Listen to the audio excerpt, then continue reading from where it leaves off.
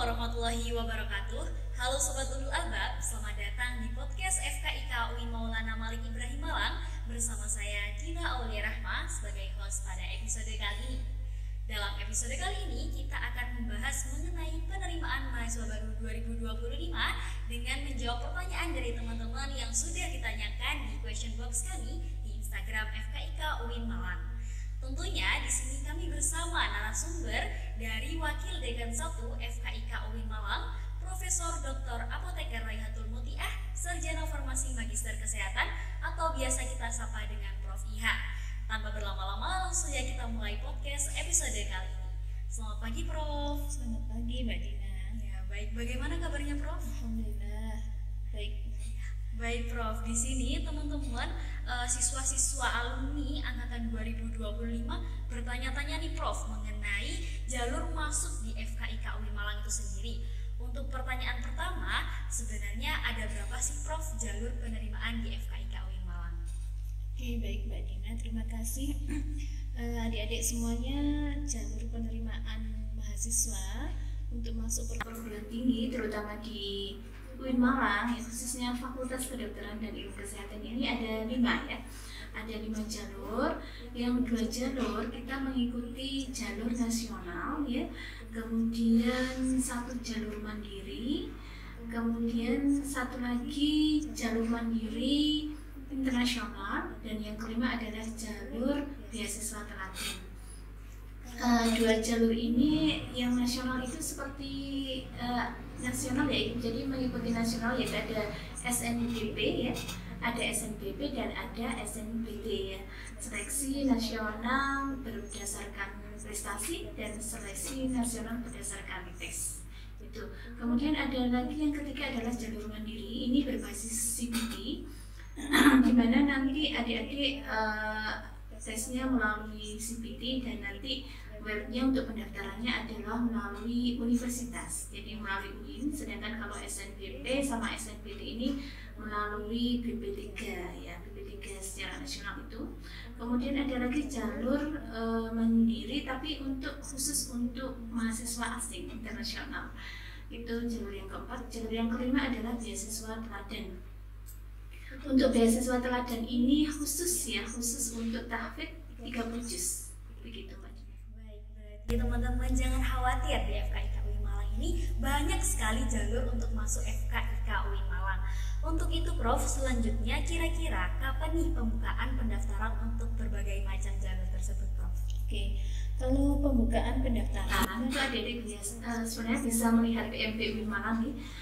PMP UIN Malang itu sudah mulai 10 Februari kemarin, itu sudah dimulai untuk pendaftaran beasiswa teladan. Jadi jalur beasiswa teladan khusus untuk kedokteran itu, untuk beasiswa tahfidz itu sudah mulai 10 Februari sampai 14 Maret gitu ya.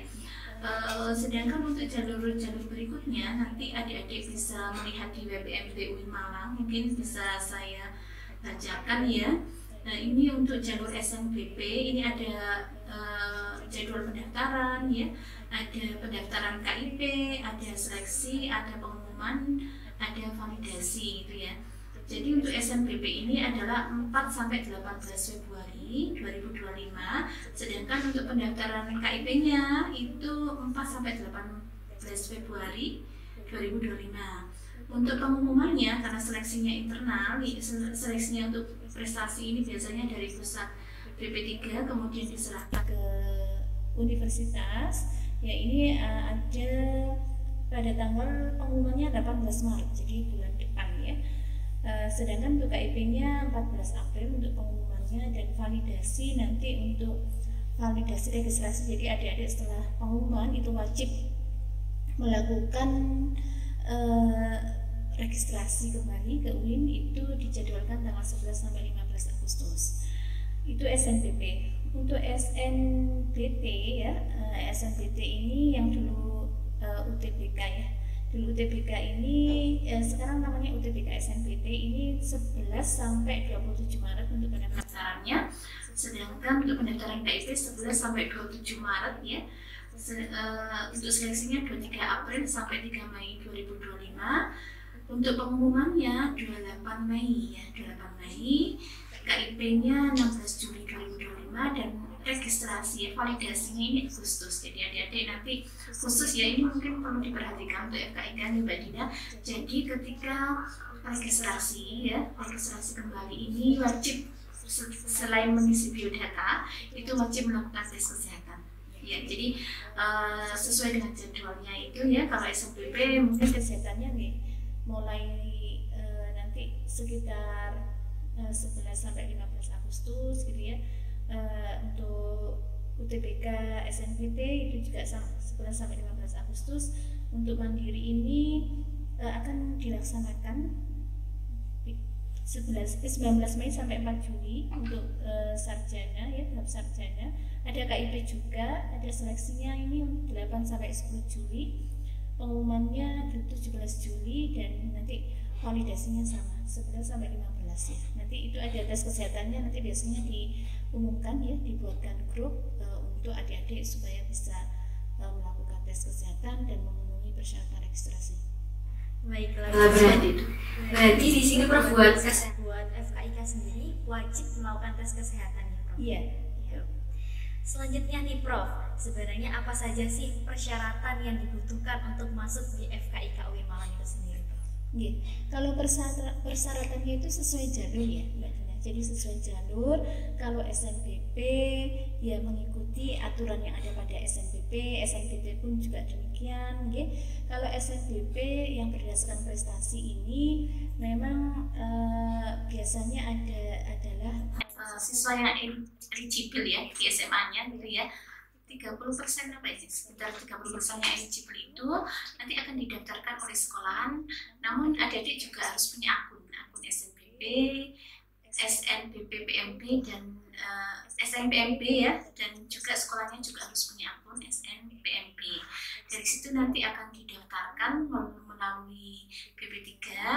Nanti di situ ini mungkin perlu diketahui ya dari semua bahwa yang boleh melakukan kalau seandainya adik lulus pada SNPP 2025 ini tidak boleh mengikuti jalur SNPT ya.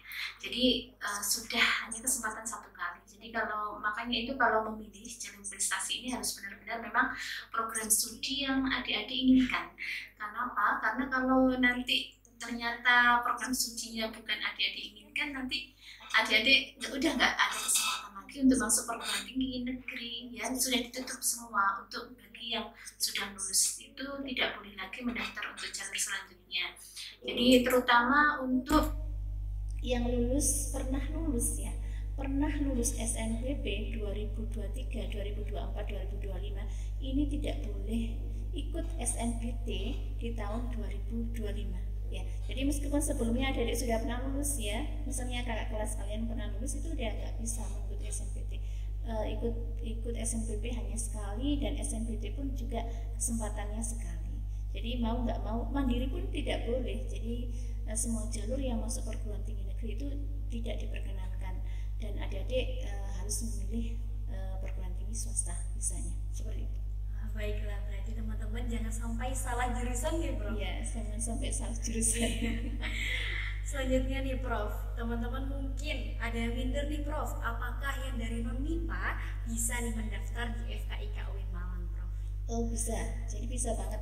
Kenapa? Karena aturan dari dulu Kemendikbud ya, jadi semua jurusan mulai dari memang dari SMA kan sudah tidak ada lagi penjurusan ya, sehingga ini universitas harus mengikuti, sehingga program studi kedokteran farmasi ini bisa menerima dari yang non MIPA gitu, non IPA gitu ya, jadi bisa.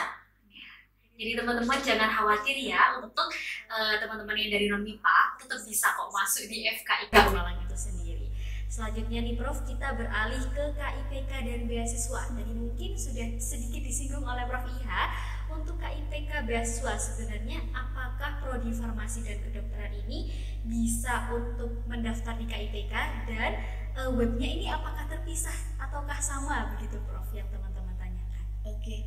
Untuk kartu Indonesia Pintar atau KIP ini kita di Universitas UIN Malang ini ya, di UIN Malang ini menerima jadi semuanya untuk farmasi dan kedokteran juga menerima KIP dan sudah ada, nanti adik-adik bisa buka ya BPMB UIN Malang gitu ya, untuk bisa mendaftar KIP di situ sesuai jalurnya. Kalau adik-adik memilih jalur SNBP gitu ya, adik-adik harus memilih KIP untuk SNBP ya, sesuai dengan jalurnya. Kalau jalur SNBP maka harus memilih KIP yang SNBP. Adik-adik bisa membuka PMB winmalang.ac.id adik-adik ya. Di situ semuanya persyaratannya semuanya sudah lengkap di situ. Untuk tahun 2025 ini sudah lengkap semua. Silakan dibuka di web ya adik-adik. Itu Mbak Dina, semuanya sudah ada di web Mbak Dina. Tapi tadi pertanyaannya ada bisa ya. Jadi untuk farmasi dan kedokteran ada kesempatan untuk bagi mahasiswa yang ingin mendaftarkan beasiswa melalui KIP. Baiklah teman-teman, jadi itu tadi beasiswa di farmasi dan juga kedokteran bisa menggunakan KIP dan juga bisa untuk beasiswa teladan ya Prof? Iya, bisa beasiswa teladan tapi persyaratannya harus hafal 30 juz. Wah itu teman-teman, jadi bagi teman-teman yang sudah hafid dan hafidhoh boleh banget nih daftar di FKIK UIN Malang menggunakan jalur beasiswa teladan. Selanjutnya nih Prof, tadi kan disinggung mengenai SNBP. Sebenarnya apa saja sih Prof yang menjadi penilaian dan juga peluang apa saja yang bisa teman-teman dapatkan ketika mendaftar SNBP ini Prof? Oke, kalau SNBP ini memang berdasarkan jalur prestasi ya, penilaian raport atau portofolio ketika di SMA. Jadi mungkin kalau di Universitas Islam Negeri Maulana Malik Ibn Malang ini ada beberapa mata kuliah ya yang nanti akan di rata-rata nilainya, yaitu adalah bahasa Inggris, kemudian ada matematika, ada biologi, fisika dan kimia, yaitu nanti yang akan di rata-rata. Jadi sehingga adik-adik ya mungkin kalau masih kelas 1 SMP, kelas 9 ya namanya, kelas 9, 10, 11, 12 gitu ya. 10, 11, 12 ini adik-adik mungkin sejak 10, kelas 10 ini harus dipersiapkan nilai-nilainya untuk terutama untuk bidang studi tersebut. Ya, itu. Ya, selain itu mungkin ada prestasi ya. Prestasi yang dimiliki adik-adik bisa disertakan juga karena itu juga menjadi pendukung ketika kita menentukan kelulusan ya, apakah adik-adik lulus atau tidak, itu bisa didukung oleh sertifikat. Jadi selain dari raport itu juga bisa didukung oleh sertifikat sebagai data tambahan. Baiklah Prof, ini ada pertanyaan tentang sertifikat juga nih Prof. Sepertinya sudah mengikuti UIN Malang sejak lama. Apabila pernah menjadi juara di Kardion, lombanya Fakultas Kedokteran, dan juga kapsul, lombanya di farmasi, dapat menjadi nilai plus di jalur SNBP itu Prof? Bisa, tapi masih standarnya masih mengikuti sertifikat yang lain gitu ya dia, karena kita masih belum ada golden ticket gitu ya, ada yang dimaksud golden ticket gitu ya. Kalau kita masih belum menjadikan kegiatan Kardion kapsul ini sebagai golden ticket ya adik-adik ya. Jadi tapi bisa sebagai data pendukung ketika nilai raport adik-adik itu ternyata sama dengan yang lain, tapi kalau yang lain misalnya tidak punya sertifikat, adik-adik punya sertifikat, bisa dipilih karena ada data pendukung ya secara akademik, sertifikat akademik boleh. Nah, jadi teman-teman jangan lupa untuk mengumpulkan sertifikat sejak SMA gitu Prof, agar bisa tembus di SNBP FKIK UIN Malang. Kemudian nih Prof, ada juga terkait pertanyaan biaya yang banyak teman-teman tanyakan. Berapa sih golongan UKT terendah di jalur mandiri FK UIN Malang? Kalau UKT terendah ini semua sama ya. Kalau UKT terendah baik program studi kedokteran maupun program studi farmasi itu 400.000 per semester. Sedangkan UKT tertinggi untuk program studi kedokteran itu adalah 40 juta. Untuk program studi farmasi ini 16 juta. Kemudian adik-adik, ketika adik-adik kalau kedokteran itu nanti kan S-Ket ya, ada S-Ket ya, sarjana kedokteran. Nanti ada lagi daftar lagi profesi dokter.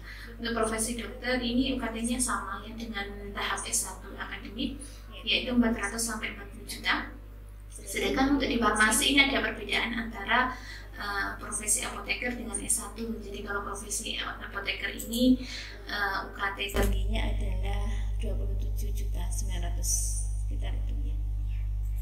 Selanjutnya nih Prof, ada juga yang bertanya terkait apakah ketika ada biaya praktek di FKIK UIN Malang itu sudah include dengan UKT atau harus membayar lagi, Prof? Iya, terima kasih. Jadi namanya UKT itu uang kuliah tunggal, sudah tidak ada pungutan lagi selain UKT ya. Jadi selain itu juga kami kalau udah UKT artinya tidak ada uang pembangunan seperti itu ya. Jadi ketika adik-adik masuk tahap sarjana itu sudah tidak ada uang pembangunan. Jadi itu udah murni satu semester UKT-nya seperti itu. Namun itu ada uang ma'had ya. Jadi uang ma'hadnya itu 10 juta ketika masuk ya. Ketika masuk dibayarkan ketika masuk itu 10 juta karena di sini harus ada biaya administrasi ya, biaya pemeliharaan untuk gedung.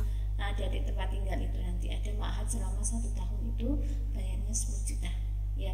Kalau dibanding dengan kos sih murah ya sebenarnya, karena fasilitasnya di kampus 3 ini ma'hadnya seperti hotel ya, dari seperti hotel tapi nanti bayarnya hanya 10 juta. Baik, jadi kelebihan dari UIN Malang ini sebenarnya nggak ada uang gedung seperti universitas-universitas lain gitu ya. Ya, hanya ada uang ma'had dan juga UKT itu saja. Terkait ma'had nih Prof, ada yang bertanya, maba kedokteran atau farmasi, apakah juga masih diwajibkan untuk ma'had, Prof? Ya. Adik-adik semuanya, jadi ma'had ini merupakan suatu bagian dari kurikulum kita, karena kita unggulannya itu adalah integrasi sains dan Islam, di mana integrasi ini tentunya ada kewajiban bagi kami untuk membina akhlaknya atau untuk memperdalam spiritual dan mendampingi adik-adik supaya adik-adik memiliki keagungan akhlak gitu ya. Memang ada 4 pilar ulul albab yang lain. Jadi kita ini Universitas Islam yang akan melahirkan seorang dokter atau seorang apoteker yang ulul albab, di mana ulul albab ini memiliki 4 karakter, yaitu memiliki kedalaman spiritual, memiliki keagungan, keluasan ilmu dan kematangan profesional. Oleh karena itu, untuk mencapai capaian pembelajaran kedalaman spiritual, yaitu keagungan akhlak dan kedalaman spiritual, maka kami ada program yang namanya ma'had 1 tahun yang ada di ma'had, di mana itu adik-adik akan belajar terkait dengan agama Islam ya. Nanti akan dilatih juga bacaan Al-Qur'annya, pembinaan akhlak ya, kemudian pelatihan disiplin dalam beribadah dan lain-lain gitu ya. Itu selama 1 tahun wajib gitu. Ini semuanya tidak hanya di program studi di FKIK, namun di fakultas lain juga wajib semuanya. Memang ketika masuk perguruan tinggi UIN Malang maka wajib ma'had 1 tahun. Setelah itu boleh keluar dari ma'had kalau setelah 1 tahun. Tapi bagi adik-adik yang masih ingin tinggal di ma'had boleh itu, tapi syaratnya harus menjadi musyrifah. Jadi buat orang tua juga jangan khawatir untuk mengkuliahkan anak-anaknya di FKIK UIN Malang, karena selain kita belajar ilmu agama, kita juga belajar ilmu pengetahuan. Mungkin pertanyaannya sudah sampai di situ, Prof. Mungkin dari Prof Iha ada yang ingin disampaikan buat teman-teman yang ingin mendaftar di FKIK UIN Malang. Oke, adik-adik, FKIK UIN Malang ini tadi seperti yang saya sampaikan memiliki keunggulan ya. Jadi selain membina untuk memperdalam adik-adik dalam keluasan ilmu dan kematangan profesional, kami di sini juga ada pembinaan kedalaman spiritual dan keluhuran akhlak gitu ya. Jadi dua-duanya dapat, karena ilmu ini kecerdasan intelektual itu tidak cukup untuk kita bisa sukses ya, tapi kecerdasan emosional, kecerdasan spiritual itu menjadi syarat wajib untuk adik-adik bisa sukses dunia dan akhirat. Oleh karena itu jangan salah pilih ya, ketika masuk universitas pilihlah yang memang benar-benar bisa meningkatkan kecerdasan adik-adik dan meningkatkan kesuksesan adik-adik baik di dunia maupun di akhirat, karena hidup kita tidak hanya di dunia tapi masih ada hidup yang lebih panjang lagi di akhirat, sehingga ini bekal untuk mencari ilmu ya, mencari ilmu yang diiringi dengan kedalaman spiritual itu sangat penting ya. Justru kita makin tinggi ilmu harus makin menunduk seperti ilmunya padi ya, makin berisi makin menunduk, dan makin dalam ilmunya kita makin dekat dengan Allah itu ya. Terima kasih, itu saja. Baiklah teman-teman, podcast ini tadi merupakan podcast yang istimewa sekali karena selain menjawab pertanyaan teman-teman, kita juga mendapat nasihat dari Prof. Iha, dan juga UIN Malang merupakan intelek yang ulama dan ulama yang intelek. Benar begitu, Prof? Iya. Ya, baiklah teman-teman, karena podcast hari ini sudah selesai, semoga dapat menjawab penasaran teman-teman semua. Dari saya sendiri, Dina Aulia Rahma sebagai host pada podcast kali ini. Mohon maaf apabila terdapat salah kata. Wassalamualaikum warahmatullahi wabarakatuh. Waalaikumsalam.